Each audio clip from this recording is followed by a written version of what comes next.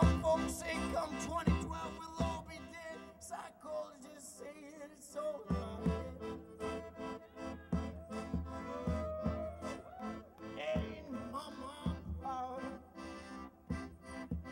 say we should be ashamed, but the banks and the corporations keep on the same. I got my little white headphones plugged into my brain, telling me that I should be confused. Man, that's so lame.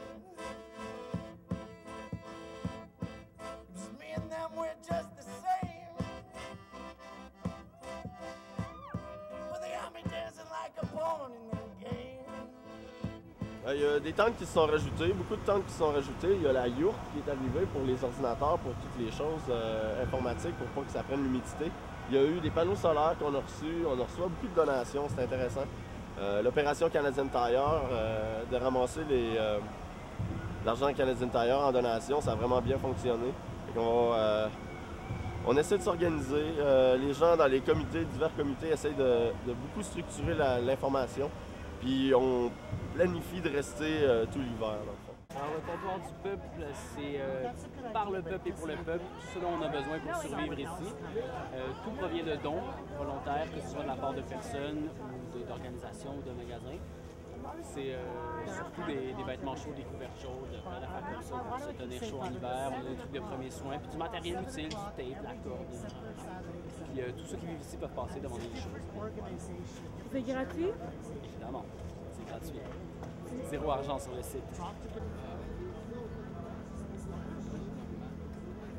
Ici, c'est quoi? C'est le café? Coffee shop, le Starbucks des indignés. Les gens, ils sont bénévoles. On est tous bénévoles. On essaye tous de faire avancer le mouvement ensemble. Je pense que c'est ça qui constitue sa force. Je trouve ça intéressant que tout le monde se mette la main à la pâte, à la corvée, puis on se met tous ensemble, on met tous nos connaissances à contribution, nos ressources à contribution. Puis on est en train de démontrer, entre guillemets, donner l'exemple, qu'un autre système économique fonctionne, que les gens n'ont pas besoin nécessairement d'un chèque de paye pour faire quelque chose.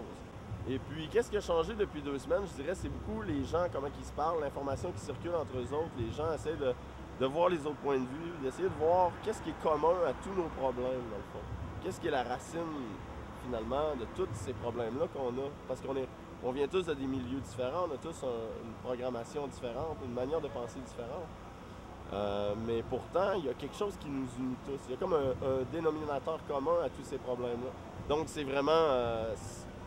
c'est étape par étape. Il y a beaucoup d'éducation qui se fait sur le terrain. Il y a des gens, des activistes de tous les milieux, de toutes les branches, pour les animaux, pour l'environnement, pour le système bancaire, le zeitgeist, les patriotes, tous des gens de plein de branches finalement, des mouvements activistes internationaux. Le but présentement, c'est plus d'unir les humains, d'unir tous les groupes activistes, de les réunir tous ensemble, parce que c'est ensemble qu'on a une force. Et les gens, c'est parce qu'à quelque part, peut-être qu'ils ont perdu espoir, ils voient qu'ils imaginent qu'il n'y a absolument rien qu'on peut faire. Ils assument que c'est impossible, on peut rien faire, c'est trop grave. Mais en réalité, c'est plus facile qu'on pense, peut-être. Peut-être qu'on a juste à s'unir puis à se mettre à communiquer entre nous. Puis, soudainement, on réalise qu'on a un pouvoir qu'on s'est fait cacher qu'on avait. On nous a pas dit qu'on avait ce pouvoir-là. Puis, je pense que c'est un exemple un peu qu'on est en train de montrer aux gens que, regardez, on a un vrai pouvoir, mais il faut que vous participiez, il faut que vous veniez, il faut que vous preniez votre corps, votre cerveau, puis que vous l'emportiez dans n'importe quel des Occupy. C'est mondial.